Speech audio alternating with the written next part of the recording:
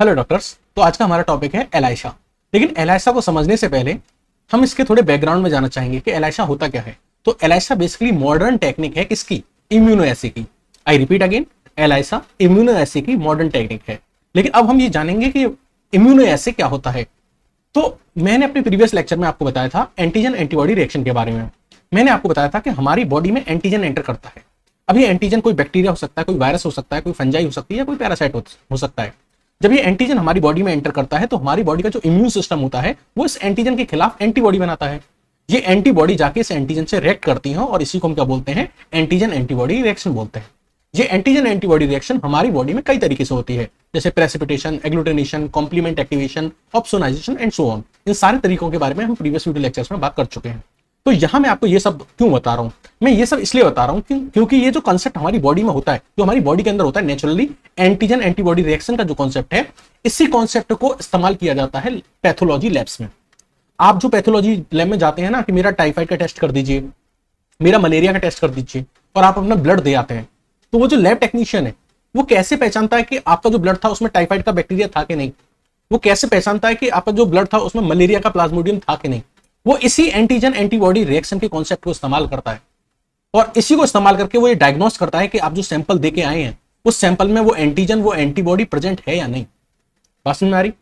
और इसी मेथड को बोलते हैं इम्यूनोएसे। क्या बोलते हैं? Immunoassay. I repeat again, antigen antibody reaction का कंसेप्ट यूज करके, एंटीजन एंटीबॉडी रिएक्शन का कंसेप्ट यूज करके ये पता लगाना, ये डायग्नोसिस करना कि जो आप सैंपल देके आए हैं उसमें कौन सा एंटीजन है, कौन सी एंटीबॉडी है, कौन सा पैथोजन है, कौन सा मैक्रोमोलिक्यूल है, यही सब पता करना क्या कहलाता है? इम्यूनोएसे कहलाता है। इस इम्यूनोएसे को सीरोलॉजिकल टेस्ट तब बोलते हैं जब आप सैंपल की फॉर्म में ब्लड लेते हैं या फिर सीरम लेते हैं। अगर आप सैंपल कुछ भी ले रहे हैं, अगर आप सैंपल यूरिन ले रहे हैं या फिर अगर सैंपल आप सेरिब्रोस्पाइनल फ्लूइड ले रहे हैं या अगर आप सैंपल ब्लड ले रहे हैं, तो आप वर्ड यूज करेंगे इम्यूनोएसे। क्या वर्ड यूज करेंगे? इम्यूनोएसे। लेकिन अगर आपने सैंपल के फॉर्म में सिर्फ ब्लड लिया है तो इसको हम सीरोलॉजिकल टेस्ट भी बोल सकते हैं। इम्यूनोएसे के मैंने दो टाइप्स बताए थे, एंटीजन डिटेक्टिंग एसे और एंटीबॉडी डिटेक्शन एसे। जो सैंपल आपको दिया गया है, चाहे वो यूरिन का हो चाहे ब्लड का हो, अगर उसमें आप एंटीजन फाइंड आउट कर रहे हैं तो इसको एंटीजन डिटेक्शन ऐसे बोलेंगे, और अगर आप उसमें एंटीबॉडी फाइंड आउट करना चाह रहे हैं तो उसको एंटीबॉडी डिटेक्शन ऐसे बोलेंगे। ये सारी बातें प्रीवियस लेक्चर में मैंने बता रखी है, मैं आपको रिकॉल करा रहा हूं। तो आपको इम्यूनोएसे क्लियर हो गया कि इम्यूनोएसे क्या होता है? एक बार मैं जरूर से रिपीट करना चाहूंगा, ध्यान से सुनिएगा। एंटीजन एंटीबॉडी रिएक्शन का जो कंसेप्ट है, इसको यूज करके ये डायग्नोस करना कि आपके सैंपल में कौन सा एंटीजन या कौन सी एंटीबॉडी है, इसको हम इम्यूनोएसे बोलते हैं। इस इम्यूनोएसे को परफॉर्म करने के बहुत सारे कन्वेंशनल तरीके थे, यानी पुराने तरीके थे, पुरानी टेक्निक्स थी, जैसे कि precipitation, agglutination, complement fixation test and neutralisation, जिनके बारे में हमने प्रीवियस लेक्चर में बात की थी।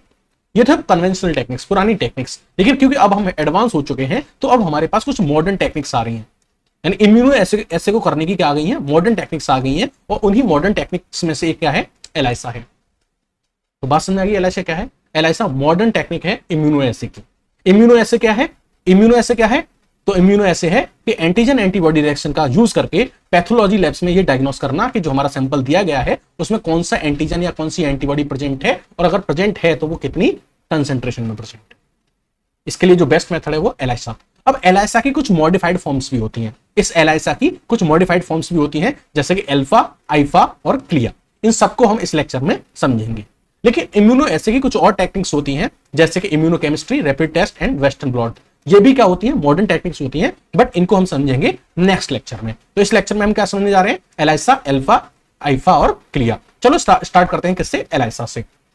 तो एलाइसा के बारे में मैंने क्या बताया? तो सबसे पहले इसकी फुल फॉर्म जान लेते हैं कि एलाइसा की फुल फॉर्म क्या होती है। तो एलाइसा की फुल फॉर्म होती है E for enzyme linked immunosorbent acid. ELISA की फुल फॉर्म याद रखिएगा, enzyme linked immunosorbent acid. ELISA क्या होता है? तो ये एक इम्यूनोएसे होता है। इसकी हेल्प से हम ये पता करते हैं कि जो हमारा सैंपल है उसमें कौन सा एंटीजन या कौन सी एंटीबॉडी प्रेजेंट है और कितने अमाउंट में प्रेजेंट है। अच्छा, ये पता करने के लिए हमें क्या चाहिए होगा? तो हमें चाहिए होगी एक एलाइसा प्लेट चाहिए होगी। क्या चाहिए होगी? एक एलाइसा प्लेट चाहिए होगी। इस एलाइसा प्लेट के बारे में बात करें तो इस एलाइसा प्लेट में क्या होते हैं? 12 into 8 96 वेल्स होते हैं। 96 वेल्स यानी पाउच लाइक स्ट्रक्चर होते हैं या पॉकेट लाइक स्ट्रक्चर होते हैं, जिसमें हम अपना एक्सपेरिमेंट परफॉर्म करेंगे। तो अगर मैं इस प्लेट की बात करूं तो 12 वेल्स तो हम इस तरीके से होती हैं और 8 वेल्स इस तरीके से होती हैं। इस पूरी प्लेट की बात करें तो इस पूरी प्लेट में 96 वेल्स होती हैं। तो इसका मतलब यह हुआ कि आप 96 टेस्ट एक बार में परफॉर्म कर सकते हैं। तो ये तो हमने प्लेट के बारे में बात करी, और हमें क्या क्या चाहिए होगा इसके इस टेस्ट को परफॉर्म करने के लिए। तो ये तो एलाइसा प्लेट चाहिए होगी, इसके अलावा हमको एंजाइम चाहिए होगा। इस एंजाइम का नाम है हॉर्स रेडिस पेरोक्सिडेज। तो जो एंजाइम हमको चाहिए, याद रखिएगा एचआरपी, हम एचआरपी बोलेंगे, इट इज हॉर्स रेडिस पेरोक्सिडेज। इसके अलावा हमें एक सबस्ट्रेट चाहिए होता है जिसको हम बोलते हैं H2O2, that is hydrogen peroxide. इसके अलावा हमको क्रोमाजन चाहिए होता है। क्रोमाजन मतलब वो कलर या वो डाई चाहिए होती है जिसकी हेल्प से हम रिकॉग्नाइज करेंगे कि हाँ एंटीजन प्रेजेंट है या नहीं है। कलर है तो एंटीजन प्रेजेंट है, कलर नहीं है तो एंटीजन प्रेजेंट नहीं है। ठीक है, तो कलर हमको क्या करता है, पहचानने में हेल्प करता है। तो जो कलर यूज करते हैं, क्रोमाजन यूज करते हैं, वो है टेट्रामिथाइल बेंजडीन। ठीक है, अब हम बात करेंगे टाइप्स ऑफ एलाइशा के बारे में। तो एलाइशा 4 टाइप्स का होता है। One is direct Elisha, indirect Elisha, sandwich Elisha and competitive Elisha. जो डायरेक्ट एलाइशा होता है वो यूज किया जाता है एंटीजन के डिटेक्शन के लिए। इनडायरेक्ट एलाइशा का यूज होता है एंटीबॉडी के डिटेक्शन के लिए। सैंडविच एलाइशा एंटीजन डिटेक्शन के लिए यूज होता है, और ये डायरेक्ट एलाइशा की थोड़ी अल्टरनेटिव फॉर्म होती है या फिर इसकी मॉडिफाइड फॉर्म होती है। कॉम्पिटिटिव एलाइशा की हेल्प से हम एंटीजन डिटेक्शन मेनली करते हैं, बट इसकी हेल्प से हम एंटीबॉडी का डिटेक्शन भी कर सकते हैं। इतनी बात समझ आ गई आपको? चलिए इनके बारे में डिटेल में एक एक करके डिस्कस करते हैं और स्टार्ट करते हैं डायरेक्ट एलाइशा के साथ। तो चलिए देखते हैं डायरेक्ट एलाइशा क्या होता है। मैंने आपको बताया था कि डायरेक्ट एलाइशा का जो यूज होता है वो होता है एंटीजन के डिटेक्शन के लिए। तो आप बिल्कुल ऐसे समझिए कि आप एक पैथोलॉजी लैब में गए और वहां आपको अपना टाइफाइड का टेस्ट कराना है। किसका टेस्ट कराना है? टाइफाइड का टेस्ट कराना है। तो उसके लिए आपने उस पैथोलॉजी में लैब में अपना एक सैंपल दिया होगा। अब वो सैंपल आपने सपोज करिए आपने अपना ब्लड का सैंपल दिया है। किसका दिया है? ब्लड का सैंपल दिया है। तो इस सैंपल में अगर आपको टाइफाइड है तो आपने जो सैंपल दिया है उसमें क्या होगा? टाइफाइड का बैक्टीरिया होगा जिसको हम बोलते हैं साल्मोनेला टाइफी। तो बेसिकली ये जो साल्मोनेला टाइफी नाम का जो एंटीजन है ये आपके सैंपल में प्रेजेंट होगा। तो पैथोलॉजी लैब वाला बंदा क्या करता है, वो सैंपल ले लेता है। तो उसने ये आपका सैंपल ले लिया और इस सैंपल में हम मान लेते हैं कि टाइफाइड का जो बैक्टीरिया था, टाइफाइड का जो एंटीजन था वो प्रेजेंट था। बंदा उस सैंपल को लेके क्या करेगा, जो हमारी ऐसे प्लेट होती है, जो हमारी एलाइसा की प्लेट होती है, उस प्लेट में जो वेल होता है उसमें वो इस सैंपल को डाल देगा। सैंपल को उसमें डालने के बाद वो क्या करता है, इस वेल में एंजाइम ऐड करता है, और जो एंजाइम ऐड करता है वो होता है HRP, horse radish peroxidase enzyme. But इस एंजाइम को वो डायरेक्टली नहीं डालता उस वेल में जिसमें आपका सैंपल पड़ा हुआ है। वो इस एंजाइम को क्या कर देता है, कॉन्जुगेट कर देता है एक एंटीबॉडी के साथ। उस एंटीबॉडी के बारे में अगर बात करें तो जो एंटीबॉडी वो कंजुगेट करता है, वो एंटीबॉडी जिससे वो एंजाइम को कंजुगेट करता है, ये जो एंटीबॉडी है ये इस सैंपल वाले एंटीजन की करस्पॉन्डिंग एंटीबॉडी होनी चाहिए। इसका क्या करने का मतलब है, अगर साल्मोनेला टाइफी का एंटीजन है तो जो एंटीबॉडी होनी चाहिए वो भी किसकी होनी चाहिए, साल्मोनेला टाइफी वाली ही होनी चाहिए। आई रिपीट अगेन, आपने सैंपल लिया, सैंपल को किस में डाला, वेल में डाला, एलिसा प्लेट की वेल में डाला। उसके बाद आपने उसमें क्या ऐड किया, एंजाइम ऐड किया HRP। बट आपने एंजाइम डायरेक्टली ऐड नहीं किया, आपने इस एंजाइम को एंटीबॉडी के साथ कॉन्जुगेट करके डाला। एंटीबॉडी के साथ, ये आपकी एंटीबॉडी है जो वाई से की है, इस एंटीबॉडी के साथ ज्वाइन करके कॉन्जुगेट करके डाला। और जो ये एंटीबॉडी होनी चाहिए ये इस एंटीजन के करस्पॉन्डिंग एंटीबॉडी होनी चाहिए। यानी अगर आपका एंटीजन टाइफाइड का है तो आपका एंटीबॉडी भी किसका होना चाहिए, टाइफाइड का होना चाहिए। तो आपने एंजाइम कॉन्जुगेटेड एंटीबॉडी इस सैंपल में डाल दी। अब ये जो एंटीबॉडी होगी इस सैंपल के एंटीजन के साथ क्या करेगी, रिएक्ट करेगी। एंटीजन एंटीबॉडी रिएक्शन करेगी। ठीक है, और आप फिर क्या करेंगे, इस प्लेट को वॉश आउट कर लेंगे।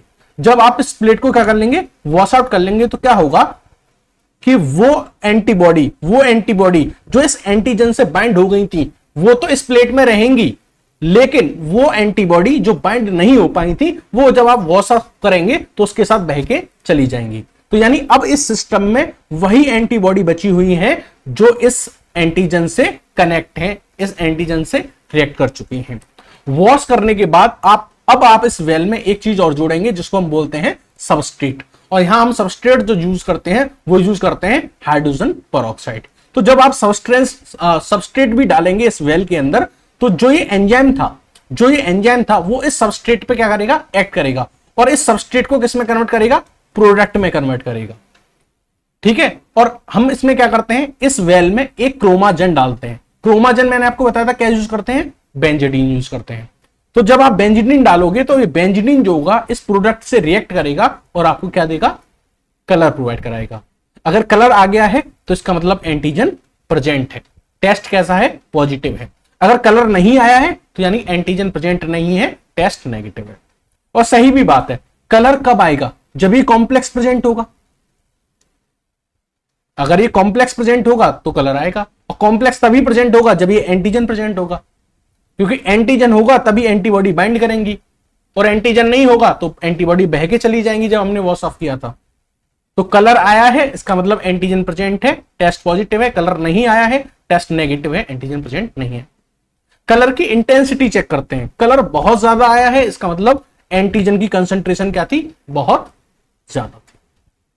बात समझ आई आपको? मैंने आपको प्रीवियसली बताया भी था कि अगर हमको कोई टेस्ट कंडक्ट करना है एलिसा का तो हमें क्या चाहिए, एलिसा प्लेट चाहिए, एंजाइम चाहिए एचआरपी, सबस्ट्रेट चाहिए और बेंजीडीन टोमाजन चाहिए। तो वो सारी चीजें हमने यहां यूज की ना।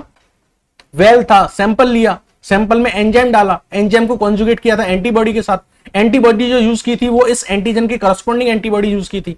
फिर उसके बाद आपने वॉश ऑफ किया, वॉश ऑफ किया तो जो एंटीबॉडी बाइंड हुई थी वो तो यहां रह गई, लेकिन जो बाइंड नहीं हुई थी वो वॉश ऑफ होकर चली गई।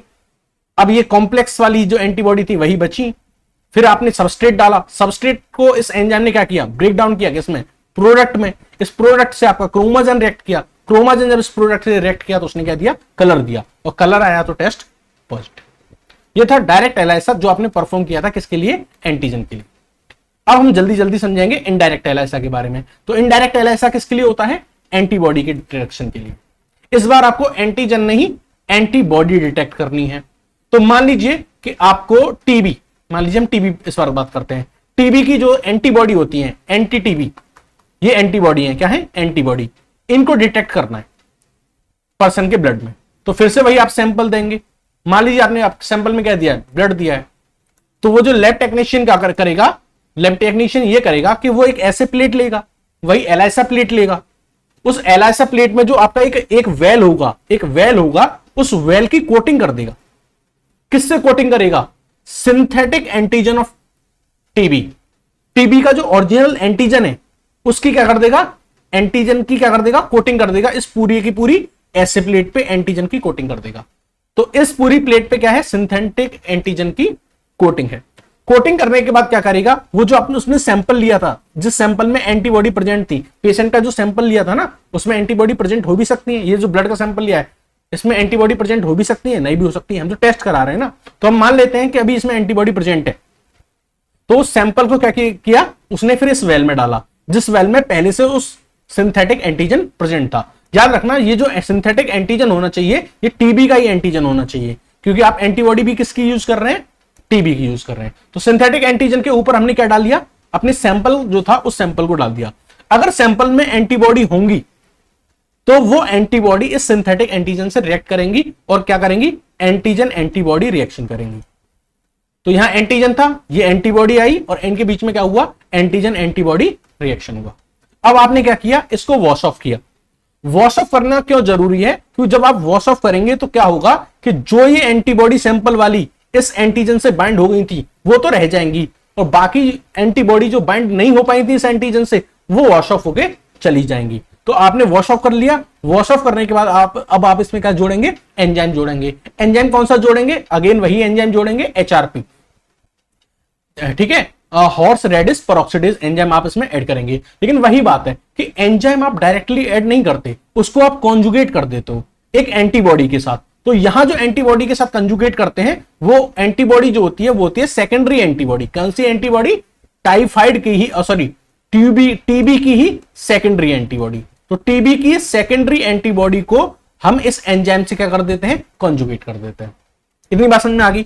अच्छा, ये जो सेकेंडरी एंटीबॉडी है ये क्या करती है, ये प्राइमरी एंटीबॉडी के साथ जाके रिएक्ट करती है। तो जब सेकेंडरी एंटीबॉडी को एंजाइम के साथ जोड़ के इस वेल में डाला तो ये जो सेकेंडरी एंटीबॉडी थी ये किसके साथ जाके रिएक्ट कर गई, जो प्राइमरी एंटीबॉडी थी किसमें, सैंपल में, उसके साथ जाके रिएक्ट कर गई और इसने क्या बना लिया, एक कॉम्प्लेक्स बना लिया। तो ये बन गया एक कॉम्प्लेक्स। ठीक है, अब इसमें हमने क्या किया, वॉश ऑफ करने के बाद इसमें क्या डाला, सबस्ट्रेट डाला। सबस्ट्रेट हमने क्या लिया, अगेन वही लिया H2O2। इस सबस्ट्रेट पे कनेक्ट करेगा, एंजाइम एक्ट करेगा और इस सबस्ट्रेट को किसमें ब्रेक डाउन कर देगा, प्रोडक्ट में ब्रेक डाउन कर देगा। इस प्रोडक्ट पे कौन एक्ट करेगा, क्रोमाजन एक्ट करेगा और क्रोमाजन जब इस प्रोडक्ट में एक्ट करेगा तो क्या देगा, कलर देगा। कलर आया है तो टेस्ट पॉजिटिव है, कलर नहीं आया है तो टेस्ट नेगेटिव है। कलर ज्यादा आया है तो इसका मतलब एंटीबॉडी की अमाउंट ज्यादा थी, और कलर कम आया है तो एंटीबॉडी की अमाउंट कम थी। बात समझ में आ गई आपकी? ये था इनडायरेक्ट एलाइसा। अब हम बात करते हैं सैंडविच एलाइसा के बारे में। सैंडविच एलाइसा के बारे में बताया था मैंने कि ये एंटीजन डिटेक्शन के लिए किया जाता है, और ये क्या होता है, मॉडिफाइड फॉर्म होता है डायरेक्ट एलाइसा की। अच्छा, इसको कैसे परफॉर्म करते हैं, तो अगेन वही, हम सैंपल लेंगे पर्सन का जिसको हमको आइडेंटिफाई करना है, उस सैंपल को हम डालेंगे एलिसा प्लेट के ऊपर। लेकिन इस बार जो हम एलिसा प्लेट लेंगे वो क्या कर लेंगे, ऐसी एलिसा प्लेट लेंगे जो ऑलरेडी इस एंटीजन के करस्पॉन्डिंग एंटीबॉडी से कोटेड है। कहने का क्या मतलब है, मान लो कि कोई पर्सन टाइफाइड का क्या कराने आया है, टेस्ट कराने आया है, तो इसमें जो एंटीजन होगा वो क्या होगा, साल्मोनेला टाइफी, है ना। अच्छा, हमको ने क्या करना है, सैंपल लेना है। सैंपल मान लो क्या ले लिया आपने, ब्लड ले लिया। इस ब्लड में क्या होगा, ये साल्मोनेला टाइफी का क्या होगा, एंटीजन होगा। ओके, आपने ये सैंपल लिया, इस सैंपल को आपने एलाइसा प्लेट के ऊपर डाला। लेकिन जो आपने एलाइसा प्लेट ली थी वो ऐसी एलाइसा प्लेट ली थी जो क्या थी, कोटेड थी। किससे कोटेड थी, एंटीबॉडी से कोटेड थी। और कौन सी एंटीबॉडी, इस एंटीजन के करस्पॉन्डिंग एंटीबॉडी, इस एंटीजन के करस्पॉन्डिंग एंटीबॉडी से कोटेड थी। अगर मान लो साल्मोनेला टाइफी का एंटीजन था तो जो एंटी टाइफाइड वाली, एंटी साल्मोनेला टाइफी जो एंटीबॉडी होती है उनसे ये कोटेड थी। तो ठीक है, यहां पे जो एंटीबॉडी है वो पहले से क्या है, प्रेजेंट है। फिर आपने क्या किया, अपना जो सैंपल का एंटीजन था, आपने जो अपना सैंपल का एंटीजन था वो इस प्लेट पे डाल दिया। जब आप इस प्लेट पे डालेंगे सैंपल वाले एंटीजन को, तो वो एंटीजन क्या करेगा, वो एंटीजन इन करस्पॉन्डिंग एंटीबॉडी से जाके बाइंड करेगा, और यहां पे क्या होगी, एंटीजन एंटीबॉडी रिएक्शन होगी। क्या होगी, एंटीजन एंटीबॉडी रिएक्शन होगी। तो ये एलाइसा प्लेट थी जो ऑलरेडी कोटेड थी करस्पॉन्डिंग एंटीबॉडी से। आपने सैंपल डाला, उस सैंपल में एंटीजन था, इन एंटीजन और उस एंटीबॉडी के बीच में एंटीजन एंटीबॉडी रिएक्शन हुई। अच्छा, फिर आपने क्या किया, इसको वॉश कर दिया। क्या कर दिया, वॉश कर दिया। वॉश क्यों किया, ताकि ऐसे एंटीजन जो इससे बाइंड नहीं हो पाए हैं वो वॉश ऑफ हो जाए। वॉश करने के बाद इस सिस्टम में वही एंटीजन प्रेजेंट होंगे जो इस एंटीबॉडी से बाउंडेड है। इतनी बात क्लियर होगी। वॉश ऑफ करने के बाद आप क्या करेंगे, वही एंजाइम डालेंगे। एंजाइम कौन सा होगा, HRP, horse radish peroxidase enzyme.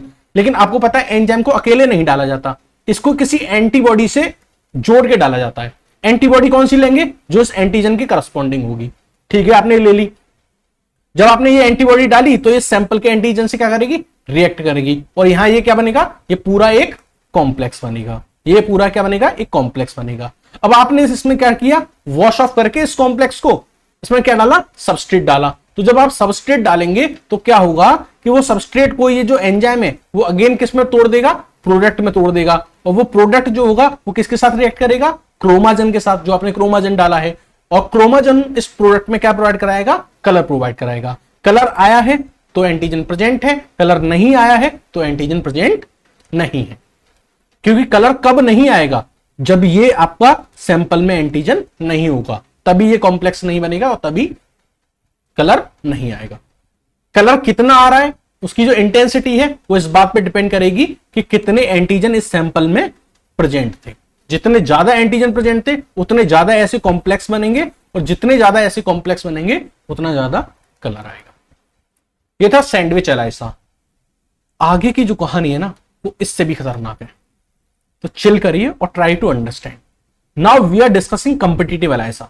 Competitive ELISA मतलब कहीं ना कहीं कंपटीशन हो रहा है। इस कॉम्पिटिटिव एलाइसा का जो यूज करते हैं वो एंटीजन डिटेक्शन के लिए करते हैं मेनली, बट इसका यूज हम एंटीबॉडी डिटेक्शन के लिए भी कर सकते हैं। इसमें हम करते क्या है, अभी हम ये समझ रहे हैं कि इस कॉम्पिटिटिव एलाइसा का यूज हम एंटीजन डिटेक्शन के लिए कर रहे हैं। किसके लिए, एंटीजन डिटेक्शन के लिए कर रहे हैं। तो जब कॉम्पिटिटिव एलाइसा का यूज एंटीजन डिटेक्शन के लिए किया जाता है तब हम क्या करते हैं, ऐसे प्लेट लेते हैं, यानी वही एलाइसा प्लेट लेंगे और इस एलाइसा प्लेट को करस्पॉन्डिंग एंटीबॉडी से कोट कर देंगे। कहने का मतलब यह था कि अगर आपको टाइफाइड का टेस्ट करना है, किसका क्या टेस्ट करना है, टाइफाइड का टेस्ट करना है, तो एंटी टाइफाइड वाली जो एंटीबॉडी होती है, एंटी टाइफाइड वाली क्या होती है, एंटीबॉडी जो होती है, आप उनसे क्या कर दीजिए, इस एलाइसा प्लेट की कोटिंग कर दीजिए। तो हमने करस्पॉन्डिंग एंटीबॉडी से क्या कर दी, इस एलाइसा प्लेट की कर दी, कोटिंग कर दी। यानी इस एलाइसा प्लेट पे पहले से क्या लगा दी, एंटीबॉडी लगा दी। ठीक है, अब आपने क्या किया, उस पर्सन का सैंपल लिया, जिसका आपको क्या करना है, टेस्ट करना है। तो उस पर्सन के सैंपल में, उस पेशेंट के सैंपल में क्या होगी, एक अननोन कंसंट्रेशन ऑफ एंटीजन होगा। सैंपल का आपने सैंपल लिया है पर्सन से, उसमें आपको पता नहीं है कि कितना एंटीजन है, तो उसमें क्या है, एक अननोन कंसंट्रेशन है एंटीजन। ठीक है, चलो आपने ये पेशेंट का सैंपल तो लिया ही है, आपने एक काम और किया है, आपने एक सैंपल अपनी तरफ से तैयार किया है। उस सैंपल में भी आपने सेम एंटीजन लिया है, जिस एंटीजन को आप टेस्ट करने जा रहे हैं, सेम एंटीजन आपने लैब में प्रिपेयर करके लिया है, लेकिन इस बार उसकी जो कंसंट्रेशन है वो आपको नोन है। तो यहां आपके पास दो सैंपल है, एक सैंपल जो आपने पेशेंट से लिया है वो अननोन कंसंट्रेशन वाला सैंपल है, उसमें एंटीजन की कंसंट्रेशन क्या है आपको नहीं पता, इसमें एंटीजन कितना है नहीं पता आपको। फिर आपने एक और सैंपल खुद से तैयार किया है, उसमें आपने इस एंटीजन को, सेम एंटीजन को जिसको आप डिटेक्ट करने जा रहे हैं, उसकी एक सिंथेटिक फॉर्म तैयार की है, और लेकिन उस एंटीजन की कंसंट्रेशन आपको पता है, और इस एंटीजन को आपने बाइंड कर दिया एंजाइम के साथ, और आपको पता है एंजाइम अकेला आता नहीं है, वो अपने आता है अपने साथ एक एंटीबॉडी के साथ। तो यहां पे तीन चीजों का एक कॉम्प्लेक्स है, एंटीजन, सिंथेटिक, उस एंटीजन की करस्पॉन्डिंग एंटीबॉडी, और एक एंजाइम, ये तीनों मिलके आ रहे हैं। तो अब एक तो जो पेशेंट का सैंपल था वो आपने लिया, और एक आपने ये जो कॉम्प्लेक्स बना है इसका एक सैंपल लिया, और इन दोनों सैंपल को आपने क्या डाल दिया, इस एलाइसा प्लेट पे डाल दिया। बात समझ में आ रही, बात समझ में आ रही है। तो ये एक जो पेशेंट का सैंपल था और जो सैंपल आपने तैयार किया, इन दोनों को आपने किस पे डाल दिया, एलाइसा प्लेट पे डाल दिया।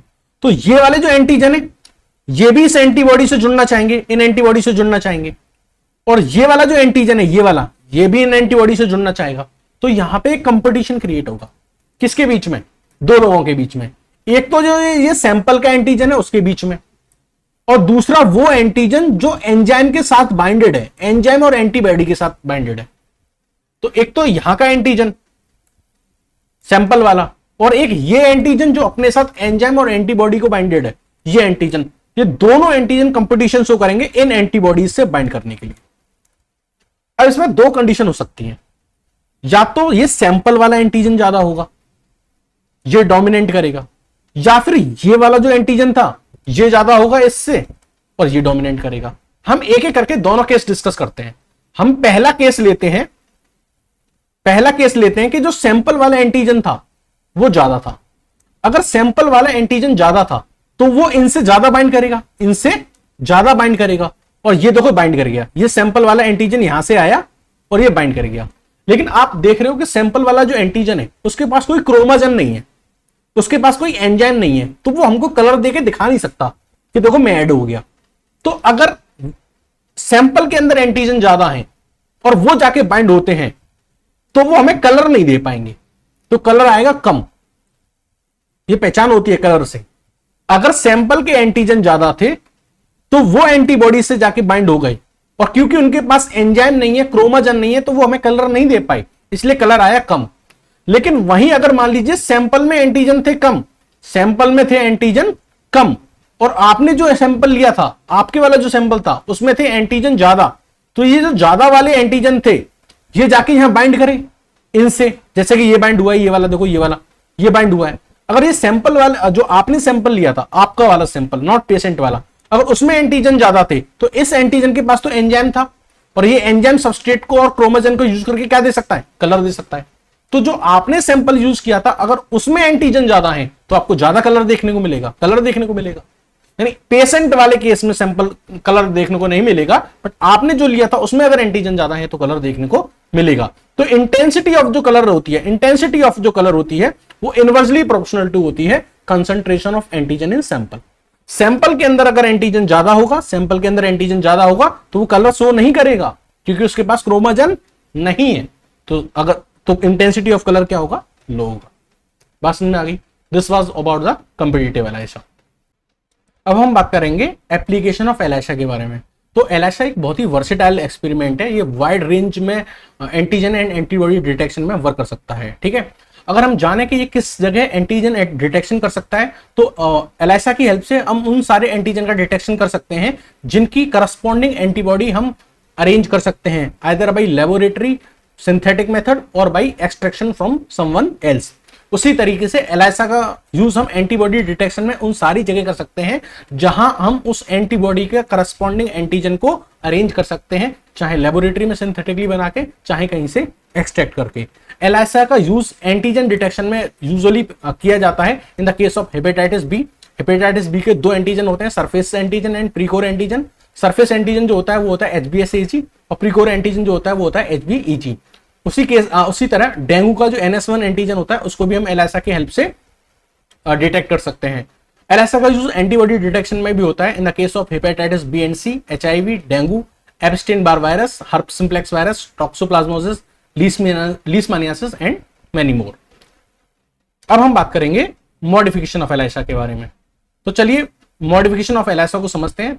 एलाइसा के जो 3 मेन मॉडिफिकेशंस होते हैं या मॉडिफाइड फॉर्म्स होती हैं, that is ELFA, CLIA and IFA. सबसे पहले स्टार्ट करते हैं अल्फा के साथ। ELFA is enzyme linked fluorescence assay. यहां पे आपको इस वर्ड को ध्यान से देखना है, फ्लोरेसेंस, ठीक है। इसका क्या मतलब है? ये जो अल्फा है ये एलाइसा से कैसे डिफरेंट है वो समझिए। एक तो इस बात से डिफरेंट है कि जो अल्फा है वो मोर ऑटोमेटेड सिस्टम है, यानी इसमें मशीन खुद से ज्यादा काम करेगी, आपको उसमें कम एक्सपेरिमेंट परफॉर्म करने हैं, यानी it is more automated machine than ELISA. दूसरा और जो इंपोर्टेंट चीज है, डिफरेंस है मार्क करने वाला, वो ये है कि एलाइसा के केस में आप क्या यूज करते थे? एक क्रोमाजन यूज करते थे। क्या यूज करते थे? क्रोमाजन। वो क्रोमाजन क्या करता था? इस प्रोडक्ट से रिएक्ट करता था और क्या देता था? कलर देता था, colour. But in the case of alpha हम दिस क्रोमाजन सिस्टम को यूज नहीं करते हैं, हम यूज करते हैं फ्लोरोमेट्रिक मेथड। क्या यूज करते हैं? फ्लोरोमेट्रिक मेथड। अब इसमें क्या होता है कि जो प्रोडक्ट बनता है वो बनता है कैसा? फ्लोरोजेनिक सब्सटेंस। प्रोडक्ट जो होता है वो हमारा फ्लोरोजेनिक सब्सटेंस होता है, क्योंकि जो हमने सबस्ट्रेट लिया था वो फ्लोरोजेनिक कंपाउंड लिया था। यानी कि एलाइसा के केस में आपने क्या लिया था? H2O2 लिया था इन the case of ELISA. But alpha के केस में आपने क्या लिया? अल्फा के केस में आपने क्या लिया? फ्लोरोजेनिक कंपाउंड लिया। जब आपने फ्लोरोजेनिक कंपाउंड लिया तो जो प्रोडक्ट बना वो भी कैसा बना? फ्लोरोजेनिक बना।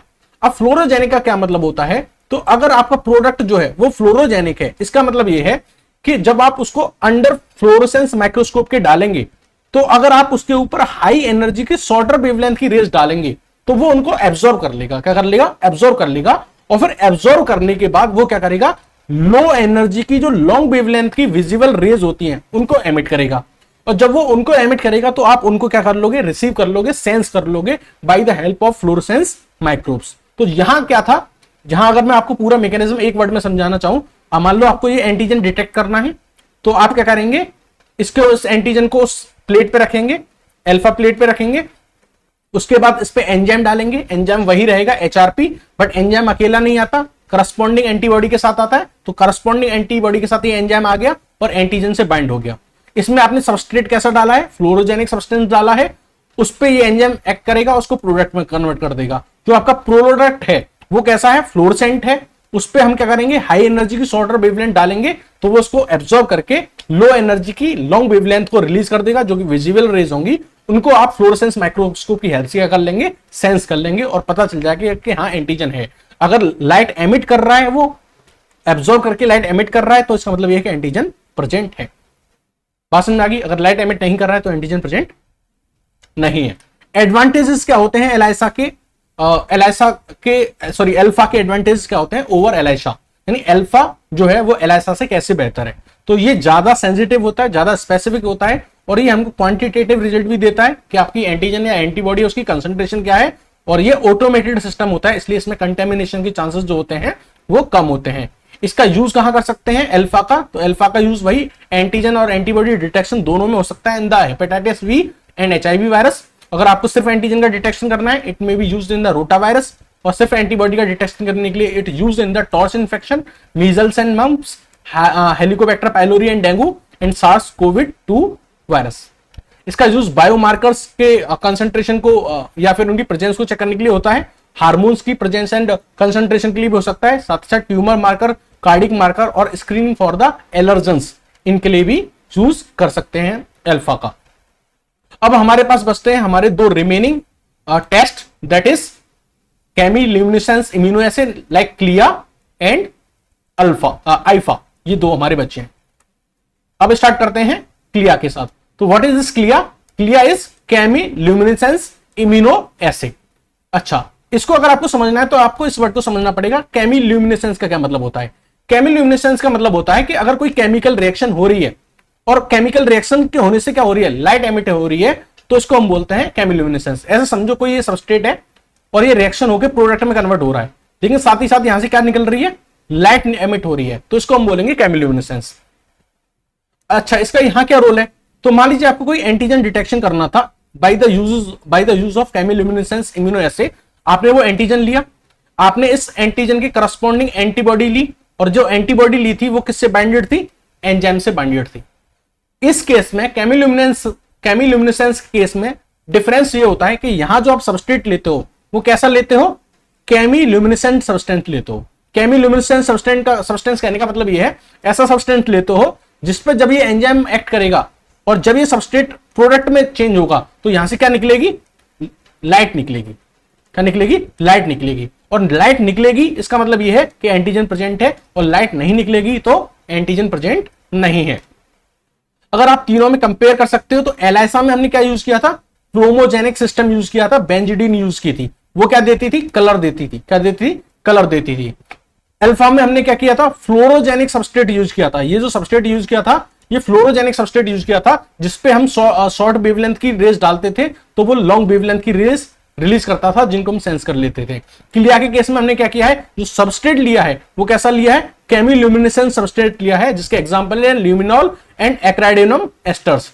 ये क्या होते हैं? जब इन पे एंजाइम एक्ट करता है तो जो प्रोडक्ट में कन्वर्ट होते हैं और साथ ही साथ लाइट एमिट करते हैं। इस लाइट को हम क्या कर लेते हैं? सेंस कर लेते हैं by the luminometer and photo multiplier. अगर लाइट हमको आती हुई दिखती है तो इसका मतलब एंटीजन प्रेजेंट है, एंटीजन का डिटेक्शन हो जाएगा। अगर हम बात करें एप्लीकेशन ऑफ क्लिया की तो बहुत ही लिमिटेड जो होते हैं इसके यूजेस होते हैं। एंटीजन और एंटीबॉडी डिटेक्शन में इसका यूज होता है हेपेटाइटिस बी वायरस में, एचआईवी वायरस में, टॉर्किन इन्फेक्शन में, और इसका यूज बायोमार्कर्स के प्रेजेंस को चेक करने के लिए या कंसंट्रेशन को चेक करने के लिए भी किया जा सकता है। Now talking about the last, that is immunofluorescence assay. Immunofluorescence assay, इसको हम बोलते हैं आइफा। क्या बोलते हैं? आइफा। अब जो आइफा है, ये जो आइफा है ये अल्फा के ऑलमोस्ट सिमिलर होता है। आइफा अल्फा के ऑलमोस्ट सिमिलर होता है। ओनली डिफरेंस क्या होता है कि आइफा के केस में हम यहां पे एंजाइम यूज नहीं करते, एंजाइम यूज नहीं करते। वहां हम एचआरपी एंजाइम यूज करते थे ना, यहां एचआरपी एंजाइम यूज नहीं करते। यहां हम क्या यूज करते हैं? फ्लोरेसेंट डाई यूज करते हैं। क्या यूज करते हैं? फ्लोरेसेंट डाई यूज करते हैं। और फ्लोरेसेंट डाई का वही वर्क होगा कि ये क्या करेगी? हाई एनर्जी और लो वेवलेंथ की जो वेव्स हैं उनको एब्जॉर्ब करेगा, और उसके बाद क्या करेगा? लो एनर्जी और हाई वेवलेंथ की वेव रेज को क्या करेगा? एमिट करेगा। तो ओनली डिफरेंसेस कि एक तो फ्लोरेसेंट डाई यूज होगी, और जो फ्लोरेसेंट डाई यहां यूज होती है वो होती है FITC, फ्लोरेसेंट आइसोथायोसाइनेट। किसके लिए? एंटीबॉडी की लेबलिंग करने के लिए। एंटीबॉडी, ये एंटीबॉडी थी ना, इसकी लेबलिंग करते थे हम वहां पे HRP एंजाइम से, बट यहां किससे करेंगे? फ्लोरेसेंट डाई से। अच्छा, इसका और इसमें क्या डिफरेंस होता है एलिसा और अल्फा से? ये जो इम्यूनोफ्लोरेसेंस होता है ये क्या करता है? जो हमारी सेल के सरफेस से जो एंटीजन बाइंड होते हैं उनका भी डिटेक्शन कर सकता है। इससे पहले से जो हमने एलिसा और अल्फा पढ़े थे वो सिर्फ फ्री एंटीजन और फ्री एंटीबॉडी को डिटेक्ट करते थे, लेकिन वो एंटीजन जो हमारी सेल के सरफेस पे हैं, या वो एंटीबॉडी जो हमारे सेल के सरफेस के एंटीजन से बाइंड हो चुकी हैं, अगर हमें उनका डिटेक्शन करना है तो उनके लिए हम क्या यूज करेंगे? आइफा यूज करेंगे। ओनली डिफरेंस क्या होगा? फ्लोरेसेंट डाई का। यहां पे एंटीजन या यूज होगी क्या? सॉरी, यहां पे एंजाइम या यूज होगी क्या? यूज होगा फ्लोरेसेंट डाई यूज होगी। अगर मैं टाइप ऑफ आइफा की बात करूं तो टाइप ऑफ आइफा दो तरह के होते हैं, एक होता है डायरेक्ट आइफा और एक होता है indirect IIFA. Direct IIFA antigen के लिए एंटीजन डिटेक्शन के लिए यूज होता है। इनडायरेक्ट आइफा में हम दोनों ही का डिटेक्शन कर सकते हैं, बट मेनली हम इसका एंटीबॉडी डिटेक्शन के लिए यूज कर सकते हैं, क्योंकि एंटीजन का डिटेक्शन अगर आपको करना है तो आप डायरेक्ट आइफा यूज करेंगे, वो इजी मेथड है। डायरेक्ट आइफा में क्या करते हैं आप कि जो आपकी सैंपल, जो भी आपकी स्लाइड होती है उस पर अपना सैंपल लेते हैं, उस सैंपल में क्या होगा? एंटीजन होगा। अब क्या करेंगे? इस एंटीजन की करस्पॉन्डिंग एंटीबॉडी आप इसमें डालेंगे, लेकिन इस एंटीबॉडी को आप किससे कॉन्जुगेट करेंगे? फ्लोरेसेंट डाई से। ओके, आपने कॉन्जुगेट कर दिया, इसके ऊपर डाल दिया, अब इसको आप क्या करेंगे, वॉश ऑफ कर लेंगे, वॉश ऑफ कर लेंगे बफर के साथ। जब आप वॉश कर देंगे तो जो ऐसी एंटीबॉडी थी जो बाइंड नहीं हुई थी वो वॉश ऑफ हो जाएंगी। अब इसमें क्या रह जाएंगी, वही एंटीबॉडी रह जाएंगी जो एंटीजन से बाइंडेड है। उसके बाद आप क्या करेंगे, इसको फ्लोरोसेंस माइक्रोस्कोप के अंदर ले जाएंगे और high energy sort of wavelength को इस फ्लोरोसेंट डाई के ऊपर क्या करेंगे, इंपार्ट करेंगे।